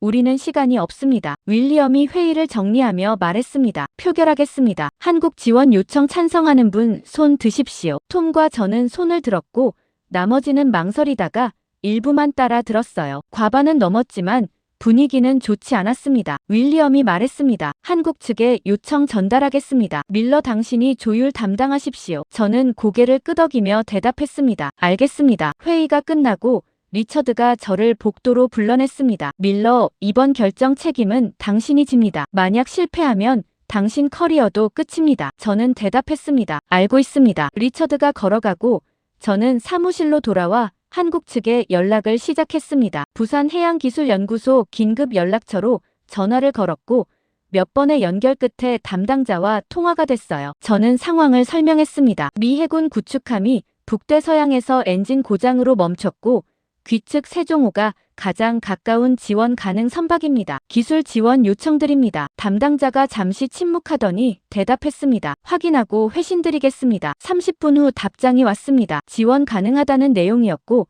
세종호가 즉시 출동 준비 중이라고 나와 있었어요. 예상 도착 시간은 6시간이었고 수리 소요 시간은 4시간에서 6시간으로 추정된다고 적혀 있었습니다. 저는 그 답장을 윌리엄에게 전달했고 작전이 승인됐습니다. 하지만 동시에 저는 알고 있었어요. 이번 결정으로 제가 책임을 떠안았고 실패하면 모든 게 제 몫이 된다는 걸요. 한국 세종호가 구축함에 도착했다는 보고가 들어온 건 예상대로 6시간 후였고 저는 상황실 대형 화면 앞에서 위성 영상을 보고 있었습니다. 북대서양 한복판에 두 척의 선박이 나란히 떠 있었고 세종호에서 작업정이 내려지는 모습이 희미하게 포착되고 있었어요. 톰 브래들리가 옆에 서서 통신 내용을 확인하고 있었고 구축함 함장과 한국 팀장 사이 무전이 스피커로 흘러나오고 있었습니다. 한국 팀장 목소리가 들렸어요. 승선 허가 요청합니다. 기술진 5명과 장비 탑재 준비됐습니다. 구축함 함장인 제임스 톰슨이 대답했습니다. 허가합니다. 엔진룸으로 안내하겠습니다. 저는 화면을 보며 안도했습니다. 일단 첫 단계는 순조로웠고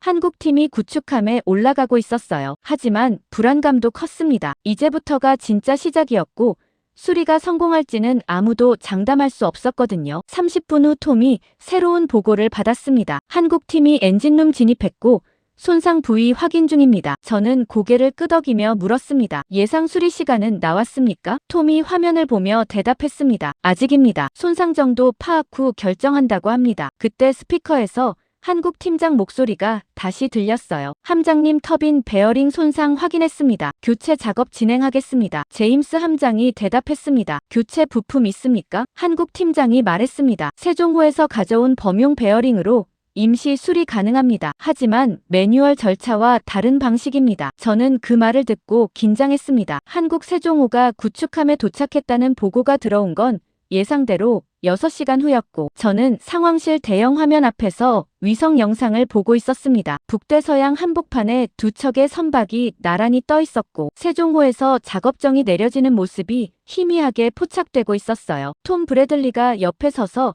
통신 내용을 확인하고 있었고 구축함 함장과 한국 팀장 사이 무전이 스피커로 흘러나오고 있었습니다. 한국 팀장 목소리가 들렸어요. 승선 허가 요청합니다. 기술진 5명과 장비 탑재 준비됐습니다. 구축함 함장인 제임스 톰슨이 대답했습니다. 허가합니다. 엔진룸으로 안내하겠습니다. 저는 화면을 보며 안도했습니다. 일단 첫 단계는 순조로웠고 한국팀이 구축함에 올라가고 있었어요. 하지만 불안감도 컸습니다. 이제부터가 진짜 시작이었고 수리가 성공할지는 아무도 장담할 수 없었거든요. 30분 후 톰이 새로운 보고를 받았습니다. 한국팀이 엔진룸 진입했고 손상 부위 확인 중입니다. 저는 고개를 끄덕이며 물었습니다. 예상 수리 시간은 나왔습니까? 톰이 화면을 보며 대답했습니다. 아직입니다. 손상 정도 파악 후 결정한다고 합니다. 그때 스피커에서 한국 팀장 목소리가 다시 들렸어요. 함장님, 터빈 베어링 손상 확인했습니다. 교체 작업 진행하겠습니다. 제임스 함장이 대답했습니다. 교체 부품 있습니까? 한국 팀장이 말했습니다. 세종호에서 가져온 범용 베어링으로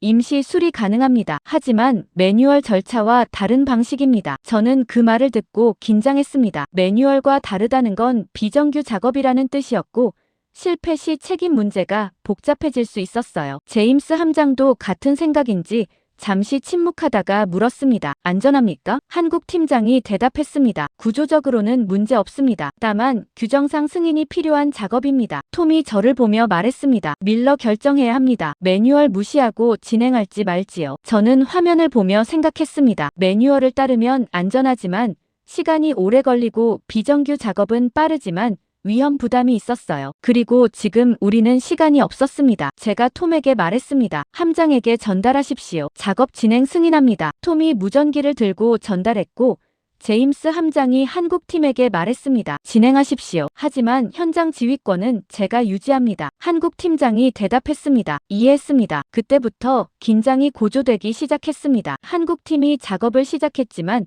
구축함 승무원들과 의견 충돌이 발생했다는 보고가 들어왔어요. 제임스 함장이 무전으로 말했습니다. 한국팀이 기존 절차를 무시하고 독자적으로 진행하려 합니다. 제어가 필요합니다. 저는 톰을 보며 물었습니다. 구체적으로 뭐가 문제입니까? 톰이 추가 정보를 확인하며 대답했습니다. 한국팀이 터빈 분해 순서를 바꾸고 있다고 합니다. 매뉴얼에는 냉각 후 분해라고 되어 있는데 즉시 분해를 시도한다고 해요. 저는 그 말을 듣고 불안해졌습니다. 냉각 절차를 건너뛴다는 건 안전 규정 위반이었고 자칫 추가 손상이 발생할 수 있었어요. 저는 무전기를 들어 직접 한국 팀장에게 물었습니다. 냉각 절차를 왜 생략합니까? 한국 팀장이 차분하게 대답했습니다. 현재 터빈 온도는 60도이고 작업 가능 범위입니다. 냉각 대기하면 4시간 추가 소요되고 그 시간에 러시아 잠수함이 작전 해역을 벗어납니다. 저는 그의 논리를 이해했습니다. 기술적으로는 가능하지만 규정을 어기는 선택이었고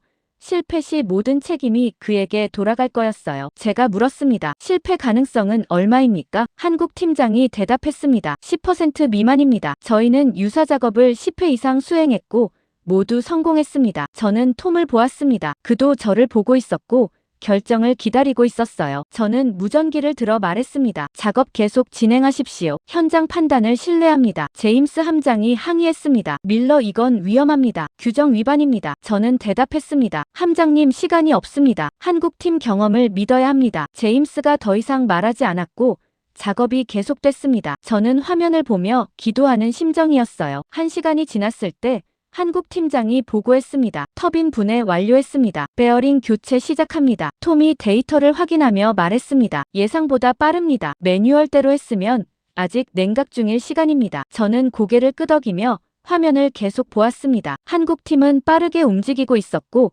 승무원들도 점차 협조하기 시작했어요. 2시간이 더 지났을 때 한국 팀장이 최종 보고를 했습니다. 베어링 교체 완료했습니다. 조립 시작합니다. 제임스 함장이 물었습니다. 테스트는 언제 합니까? 한국 팀장이 대답했습니다. 조립 완료 후 즉시 가동 테스트 진행합니다. 1시간 내 완료 예정입니다. 저는 시계를 보았습니다. 한국 팀이 도착한 지 4시간이었고 예상 수리 시간 내에 거의 끝나가고 있었어요. 매뉴얼대로 했다면 아직 분해도 못했을 시간이었습니다. 톰이 저를 보며 말했습니다. 성공할 것 같습니다. 저는 대답하지 않았습니다. 아직 테스트가 남아있었고 엔진이 실제로 작동할 때까지는 안심할 수 없었어요. 1시간 후 한국 팀장이 마지막 보고를 했습니다. 조립 완료했습니다. 엔진 가동 테스트 시작합니다. 스피커에서 터빈 소리가 들리기 시작했고 낮은 진동음이 점점 커지고 있었어요. 제임스 함장이 계기판을 확인하며 말했습니다. 회전수 정상입니다. 출력 상승 중입니다. 저는 숨을 참고 들었습니다. 터빈 소리가 안정적으로 유지되고 있었고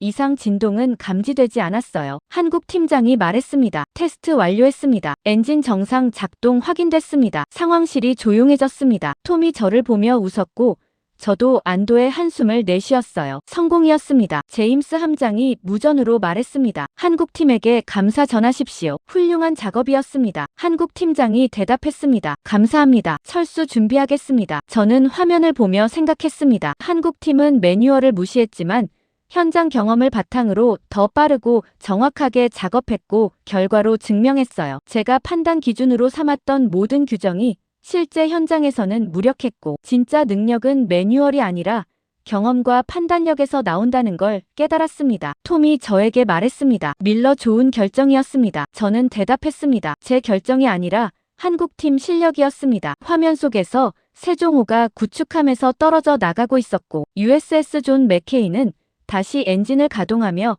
작전 해역으로 복귀하기 시작했습니다. 저는 그 광경을 보며 알았어요. 이제 제가 써야 할 보고서는 단순한 수리 성공 기록이 아니라 한국 기술력에 대한 근본적인 재평가가 되어야 한다는 걸요. 한국 기술력에 대한 근본적인 재평가 보고서를 작성하기 시작한 건 구축함 수리가 완료된 다음 날이었고 저는 사무실 책상 앞에 앉아 수리 과정 데이터를 하나씩 펼쳐놓고 있었습니다. 세종호 작업 로그 터빈 분해 순서 베어링 교체 시간 최종 테스트 결과까지 모든 파일이 화면에 떠 있었고 저는 그 자료들을 읽으며 점점 놀라운 사실을 발견하기 시작했어요. 한국팀이 매뉴얼을 무시한 게 아니라 더 효율적인 방식을 알고 있었다는 게 명확히 드러나고 있었습니다. 터빈 냉각 절차를 생략한 건 무모한 선택이 아니라 온도 데이터 기반 판단이었고 실제로 60도에서 작업이 안전하다는 걸 과거 10여 차례 검증했다는 기록이 첨부되어 있었어요. 미 해군 매뉴얼은 100도 이하 냉각을 요구했지만 그건 최악의 경우를 가정한 보수적 기준이었고 한국팀은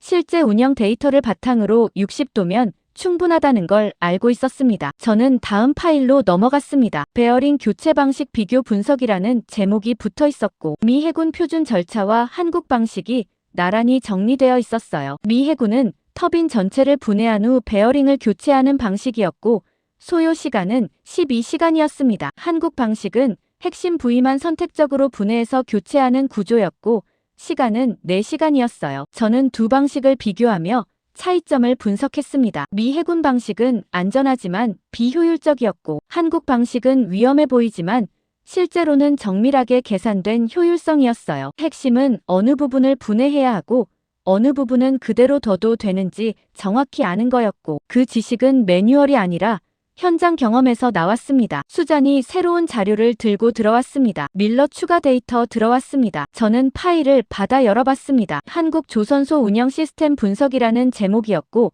작성자는 해군정보국 기술분석팀이라고 나와 있었어요. 저는 첫 페이지를 읽기 시작했습니다. 한국 조선산업은 단순 기술 우위가 아니라 운영 시스템 자체를 다르게 설계했다는 문장이 눈에 들어왔고 그 아래 구체적인 분석이 펼쳐져 있었습니다. 설계 단계에서 실제 운영 데이터를 즉시 반영하는 피드백 루프가 구축되어 있고 현장 엔지니어와 설계팀이 실시간으로 소통하며 개선안을 적용한다는 내용이었어요. 서양 조선소는 설계와 생산이 분리되어 있고 피드백 반영에 수개월이 걸리지만 한국은 수일 내에 설계 수정이 가능하다는 비교 데이터도 포함되어 있었습니다. 저는 스크롤을 내리며 추가 내용을 확인했습니다. 부품 공급망 관리 방식도 달랐어요. 서양은 장기 계약 기반 단일 공급처 의존 구조였고 한국은 다중 공급처 확보와 자체 생산 능력을 동시에 갖추고 있었습니다. 독일 엔진이 막히면 일본으로 전환하고 일본도 안 되면 자체 개발로 넘어가는 유연성이 시스템에 내장되어 있었어요. 저는 그 분석을 읽으며 깨달았습니다. 이건 기술 격차가 아니라 구조적 우위였고 단순히 배를 잘 만드는 수준이 아니라 산업 전체를 다르게 조직한 결과였어요. 수잔이 조용히 말했습니다. 이거 보고하시면 파장이 클 것 같은데요. 저는 고개를 끄덕이며 대답했습니다. 알고 있습니다. 하지만 사실이니까 써야 합니다. 저는 보고서 작성을 계속했습니다. 제목은 한국해양기술 운영체계 분석 및 전략적 함의라고 정했고 서론에는 구축함 수리 사례를 상세히 기록했어요. 본론에서는 한국 시스템의 핵심 요소들을 나열했습니다. 실시간 피드백 루프 다중 공급망 구조 현장 중심 의사결정, 체계 데이터 기반 최적화 프로세스 등이 포함되었고 각 항목마다 구체적인 사례와 수치를 첨부했습니다. 결론 부분을 쓰려는 순간 로버트에게서 전화가 왔습니다. 밀러 지금 당장 올라오십시오. 저는 파일을 저장하고 회의실로 올라갔습니다. 로버트는 책상 앞에 서 있었고 표정은 굳어 있었어요. 그가 서류를 던지며 말했습니다. 이게 뭡니까? 저는 서류를 보았습니다. 제가 작성 중이던 보고서 초안이었고 누군가 미리 열람한 것 같았어요. 로버트가 계속 말했습니다. 한국이 구조적 우위를 가지고 있다니 이건 우리 산업 전체를 부정하는 겁니까? 저는 조용히 대답했습니다. 부정이 아니라 분석입니다. 사실을 기록한 겁니다. 로버트가 책상을 치며 말했습니다. 사실이라도 이렇게 쓰면 안 됩니다. 상부에서 받아들일 수 없습니다. 저는 물었습니다. 그럼 어떻게 쓰라는 겁니까? 로버트가 대답했습니다. 축소하십시오. 한국이 일부 기술에서 앞섰다는 정도로 쓰고 시스템 우위 같은 표현은 빼십시오. 저는 고개를 저었습니다. 그건 거짓말입니다. 데이터가 명확히 보여주고 있습니다. 로버트가 의자에 앉으며 말했습니다. 밀러 당신은 조직에 속해 있습니다. 개인 판단으로 보고 방향을 바꿀 수 없습니다. 저는 대답했습니다. 조직 판단이 틀렸으면 수정해야 합니다. 로버트가 저를 똑바로 보며 말했습니다. 이건 명령입니다. 보고서 축소 수정하십시오. 안 그러면 제출 자체를 막겠습니다. 저는 회의실을 나와 복도를 걸으며 선택해야 했습니다. 조직에 따를 것인가, 사실을 기록할 것인가 하는 갈림길이었어요. 사무실로 돌아와 저는 파일을 2개로 나눴습니다. 하나는 로버트가 요구한 대로 축소된 버전이었고 다른 하나는 원본 데이터를 그대로 보존한 완전판이었어요. 축소 버전은 공식 제출용이었고 완전판은 별도로 보관하기로 했습니다. 수잔이 다가와 물었습니다. 2개로 나누는 겁니까? 저는 고개를 끄덕이며 대답했습니다. 조직은 축소판을 원하지만 진실은 보존해야 합니다. 언젠가 필요할 때가 올 겁니다. 저는 축소판을 로버트에게 보냈고 완전판은 개인 암호화 폴더에 저장했어요. 파일명은 한국해양시스템 완전 분석 원본이라고 적었고 날짜와 작성자 이름을 명확히 기록했습니다. 저는 화면을 보며 생각했습니다. 제가 지금 하고 있는 게 조직 배신인지 아니면 진실 기록인지 확신할 수 없었지만 한 가지는 분명했어요. 언젠가 이 원본 데이터가 필요한 순간이 올 거라는 거였습니다. 수잔이 조용히 말했습니다. 위험한 선택입니다. 저는 대답했습니다. 알고 있습니다. 하지만 개인 책임을 감수하기로 했습니다. 파일 저장을 완료하고 저는 의자에 기대 앉았습니다. 화면에는 여전히 한국 시스템 분석 데이터가 떠 있었고 저는 그걸 보며 확신했어요. 이건 단순한 기술 경쟁이 아니라 산업 구조 자체의 변화였고 미국이 인정하든 안 하든 현실은 바뀌고 있었습니다. 원본 데이터를 암호화 폴더에 저장한 지 2주일쯤 지났을 때 로버트가 새로운 작전 지시를 내렸고 저는 다시 회의실에 앉아 있었습니다. 화면에는 한국 대응 능력 최종 검증 계획이라는 제목이 떠 있었고 로버트가 레이저 포인터로 화면을 가리키며 설명하고 있었어요. 우리는 한국 조선소에 기술 사양 변경 요청을 보냅니다. 긴급 사항으로 위장해서 48시간 내 대응을 요구하는 겁니다. 정상적으로는 불가능한 일정이고 만약 한국이 실패하면 그걸 근거로 신뢰도 문제를 제기할 수 있습니다. 국방부 제임스 헨슨이 물었습니다. 구체적으로 어떤 요청입니까? 로버트가 다음 슬라이드로 넘어가며 대답했습니다. 캐나다 잠수함 배터리 시스템 사양 변경입니다. 기존 리튬이온에서 고체 배터리로 교체 요청하고 설계 수정안을 48시간 내 제출하라고 합니다. 저는 화면을 보며 생각했습니다. 배터리 시스템 변경은 잠수함 전체 무게 배분과 전력관리 체계를 다시 계산해야 하는 작업이었고 48시간은 턱없이 부족한 시간이었어요. 정상적인 절차라면 최소 2주는 걸리는 작업이었습니다. 제임스가 말했습니다. 한국이 거절하면 어떻게 합니까? 로버트가 대답했습니다. 거절 자체가 유연성 부족 증거입니다. 캐나다에 보고하면 됩니다. 저는 그 논리를 들으며 불편함을 느꼈습니다. 이건 공정한 테스트가 아니라 실패하도록 설계된 함정이었고 한국을 곤경에 빠뜨리려는 의도가 명확했어요. 하지만 저는 아무 말도 하지 않았습니다. 조직 지시를 따르는 게 제 역할이었고 개인 판단으로 반대할 명분이 없었거든요. 로버트가 저를 보며 말했습니다. 밀러 당신이 한국 측에 요청 전달하십시오. 공식 경로로 보내고 긴급 사안임을 강조하세요. 저는 고개를 끄덕이며 대답했습니다. 알겠습니다. 회의가 끝나고 저는 사무실로 돌아와 요청서를 작성하기 시작했습니다. 캐나다 국방부 긴급 기술 사양 변경 요청이라는 제목을 붙였고 본문에는 배터리 시스템 교체 사유와 제출 기한을 명시했어요. 48시간 내 설계 수정안 제출 필수라는 문장을 굵은 글씨로 강조했고 이메일 발송 버튼 앞에서 잠시 멈췄습니다. 이걸 보내면 한국은 불가능한 과제를 떠안게 되고 실패하면 신뢰도 타격을 입을 거였어요. 하지만 동시에 저는 알고 있었습니다. 한지훈과 그의 팀이라면 이 요청을 받았을 때 어떻게 반응할지를요. 그들은 포기하지 않고 방법을 찾을 거였고 불가능해 보이는 일정도 해낼 가능성이 있었습니다. 저는 화면을 보며 결정을 내렸습니다. 이메일을 보내되 동시에 한지훈에게 비공식 경로로 정보를 전달하기로 했어요. 공식 이메일은 조직 지시대로 발송하고 개인 메시지는 따로 보내는 방식이었습니다. 저는 먼저 공식 이메일을 발송했습니다. 대우조선해양 기술팀 앞으로 보냈고 참조에는 캐나다 국방부와 로버트를 넣었어요. 그리고 10분 후 개인 이메일 계정으로 한지훈에게 별도 메시지를 보냈습니다. 제목은 참고 사항이라고 적었고 본문에는 간단히 썼어요. 공식 요청이 곧 도착할 겁니다. 48시간 기한은 테스트 목적입니다. 준비하시기 바랍니다. 저는 발송 버튼을 누르고 나서 불안해졌습니다. 제가 지금 한 행동은 조직 배신에 가까웠고 발각되면 즉시 해고될 수 있었어요. 하지만 동시에 이게 옳은 일이라는 확신도 있었습니다. 불공정한 테스트를 공정하게 만드는 거였고 한국에게 최소한의 대응 시간을 주는 거였으니까요. 다음날 아침 한지훈에게서 답장이 왔습니다. 공식 이메일 확인했습니다. 48시간 내 제출 가능합니다. 저는 그 답장을 보며 놀랐습니다. 가능하다니 정말로요. 저는 수잔에게 물었습니다. 한국 측 반응 확인됐습니까? 수잔이 화면을 보여주며 대답했습니다. 내 수락 의사 전달받았습니다. 작업 착수했다고 합니다. 저는 로버트에게 보고하러 갔습니다. 그는 의외라는 표정으로 말했습니다. 거절 안 하고 받아들였습니까? 저는 대답했습니다. 네, 48시간 내 제출 가능하다고 합니다. 로버트가 미간을 찌푸리며 말했습니다. 불가능합니다. 뭔가 속임수일 겁니다. 설계 수정 없이 기존안만 재포장해서 보낼 가능성이 높습니다. 저는 대답하지 않았습니다. 한지훈이 그런 식으로 일하지 않는다는 걸 알고 있었지만 로버트를 설득할 방법은 없었어요. 이틀 후 한국에서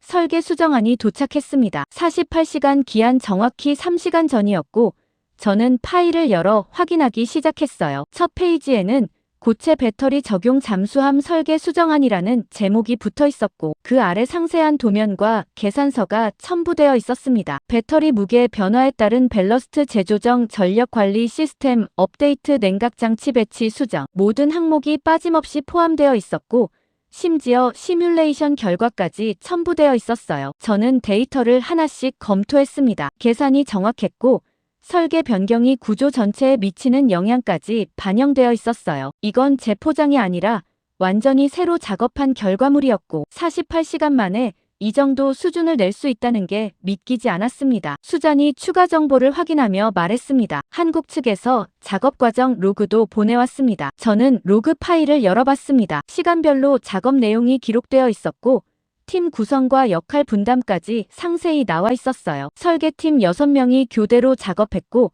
시뮬레이션 팀 4명이 병렬로 검증을 진행했다는 내용이 적혀 있었습니다. 총 작업 시간은 42시간이었고 마지막 3시간은 최종 검토에 사용했다고 나와 있었어요. 저는 로그를 보며 깨달았습니다. 한국은 제가 보낸 비공식 메시지를 받고 미리 준비했고 그래서 48시간 내 완료할 수 있었던 겁니다. 제가 전달한 정보가 그들의 대응 속도를 높였고 결과적으로 테스트를 통과하게 만들었어요. 저는 로버트에게 보고하러 갔습니다. 그는 설계안을 검토하더니 표정이 굳어졌습니다. 이게 48시간 만에 나온 겁니까? 저는 대답했습니다. 내 작업 로그 확인 결과 실제로 42시간 작업했습니다. 로버트가 화면을 보며 중얼거렸습니다. 불가능한 일인데 어떻게 한 겁니까? 저는 조용히 말했습니다. 시스템이 다르기 때문입니다. 설계와 검증을 병렬로 진행하고 팀 간 실시간 소통으로 대기 시간을 제거했습니다. 로버트가 저를 보며 물었습니다. 혹시 사전에 정보가 새나간 겁니까? 저는 심장이 멎는 것 같았습니다. 로버트가 의심하기 시작했고 제가 보낸 메시지가 발각될 위험이 있었어요. 저는 최대한 침착하게 대답했습니다. 확인해 보겠습니다. 하지만 가능성은 낮아 보입니다. 한국은 원래 빠른 대응 능력을 가지고 있습니다. 로버트가 더 이상 추궁하지 않았고 저는 회의실을 나왔습니다. 복도를 걸으며 저는 불안감에 휩싸였어요. 제가 한 이중 행동이 언젠가 드러날 가능성이 있었고 그때는 모든 걸 잃을 수 있었습니다. 하지만 동시에 후회는 없었습니다. 불공정한 테스트를 바로잡았고 한국이 실력을 제대로 보여줄 기회를 만들었으니까요. 사무실로 돌아와 저는 최종 보고서 작성을 준비했습니다. 이번엔 축소판이 아니라 완전판을 쓰기로 결심했고 모든 데이터를 있는 그대로 기록하기로 했어요. 최종 보고서를 완전판으로 쓰기로 결심한 다음 날 워싱턴 본부 대회의실에는 이미 사람들이 모여 있었고 저는 두꺼운 파일을 양손에 들고 문을 열었습니다. 상석에는 CIA 부국장 윌리엄 카터가 앉아 있었고 그 옆으로 국방부 차관 국무부 동아시아 담당 국장 해군작전 사령부 대표까지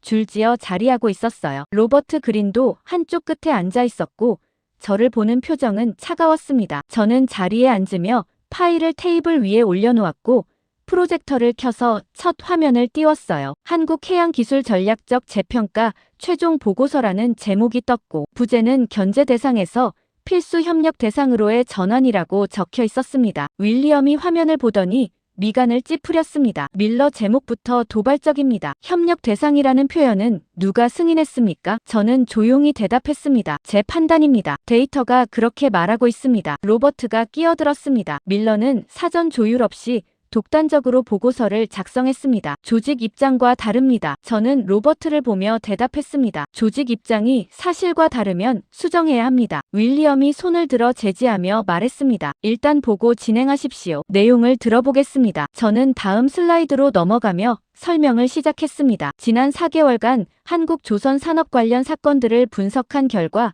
3가지 핵심 사실이 확인됐습니다. 첫째, 기술 수준은 이미 세계 최고이며 독자 개발 능력을 갖췄습니다. 둘째, 운영 시스템이 서양과 근본적으로 다르며 효율성에서 압도적 우위를 보입니다. 셋째, 공급망 다변화와 자체 생산 능력으로 외부 압박에 면역을 가지고 있습니다. 국방부 차관이 손을 들어 물었습니다. 압도적 우위라는 표현은 과장 아닙니까? 저는 데이터를 띄우며 대답했습니다. 태평양 LNG선 사고 2시간 만에, 복구 북대서양 구축함 엔진 4시간 만에, 수리 캐나다 잠수함 설계 수정 48시간 만에 완료. 이 모든 사례에서 한국은 서양 기준으로 불가능한 속도를 보여줬습니다. 이건 과장이 아니라 측정된 사실입니다. 해군 대표가 반박했습니다. 하지만 그건 개별 사례입니다. 전체를 대표할 수 없습니다. 저는 다음 슬라이드를 보여줬습니다. 한국 조선소 전체 납기 데이터였고 과거 5년간 계약 대비 실제 인도 시간을 비교한 그래프가 떠올랐어요. 평균 납기 준수율은 98%였고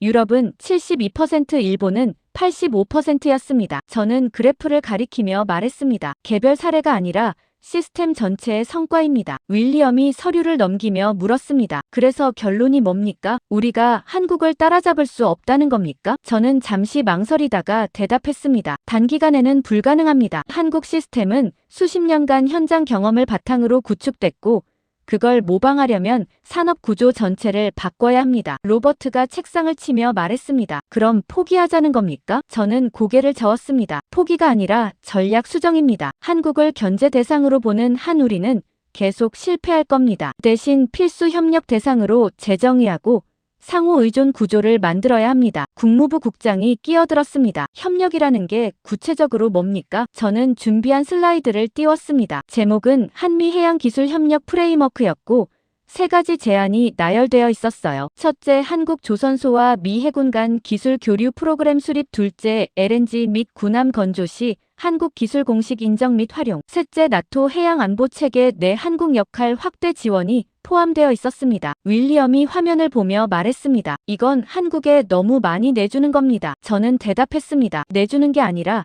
현실을 인정하는 겁니다. 한국은 이미 시장을 장악했고 우리가 인정 안 해도 계속 확장할 겁니다. 차라리 협력 구도를 만들어서 영향력을 유지하는 게 전략적으로 옳습니다. 로버트가 일어서며 말했습니다. 부국장님, 밀러의 보고는 조직 합의를 거치지 않았습니다. 개인 견해일 뿐이고 공식 입장이 될 수 없습니다. 저는 로버트를 보며 대답했습니다. 개인 견해가 아니라 데이터 기반 분석입니다. 제가 제시한 모든 사례와 수치는 검증 가능합니다. 윌리엄이 두 사람을 번갈아 보며 말했습니다. 잠깐 휴식하겠습니다. 10분 후 재개합니다. 사람들이 회의실을 나갔고 저는 자리에 남아 있었습니다. 로버트가 다가와 낮은 목소리로 말했어요. 밀러, 당신 커리어 끝났습니다. 저는 조용히 대답했습니다. 알고 있습니다. 로버트가 걸어나가고 수잔이 들어와 물었습니다. 괜찮으세요? 저는 고개를 끄덕이며 대답했습니다. 괜찮습니다. 해야 할 말은 다 했으니까요. 10분 후 회의가 재개됐고 윌리엄이 결론을 내렸습니다. 밀러의 보고는 참고 자료로 분류하겠습니다. 공식 입장은 기존 정책을 유지하되 한국과의 기술 협력 가능성은